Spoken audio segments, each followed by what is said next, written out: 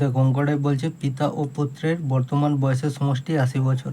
4 বছর পূর্বে তাদের বয়সের অনুপাত ছিল 2:1। পিতার বর্তমান বয়স কত? 4 বছর আগে পিতার বয়স ছিল 2x, পুত্রের বয়স ছিল x।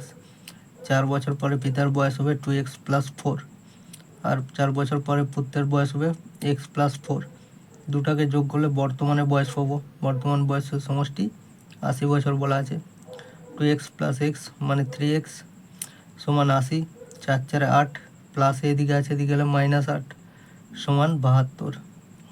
তাহলে x সমান 72 ভাজিত 3 মানে 24। কি জানতে চেয়েছে? পিতার বর্তমান বয়স। 4 বছর আগে বয়স ছিল 2x, বর্তমানে কত হবে? 2x + 4, এটা বর্তমানে পিতার বয়স। তাহলে 2 × x, এর ভ্যালু 24 + 4, 24 দুগুণে 48 + 4 52 বছর হচ্ছে বর্তমানে পিতার বয়স। তাহলে এখানে অপশান সি হয়ে যাবে সঠিক অ্যান্সার। দেখো অঙ্কটা পিএসসি ক্লার্কশিপ এক্সামে আসছিল 2009।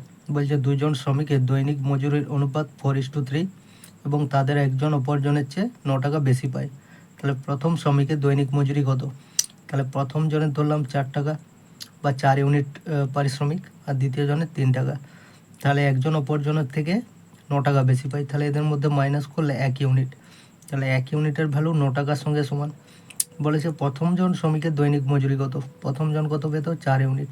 প্রত্যেক ইউনিটের ভ্যালু 9, তাহলে 4 ইউনিটের ভ্যালু হবে 4 লং 36 টাকা। তাহলে প্রথম শ্রমিকের দৈনিক মজুরি কত?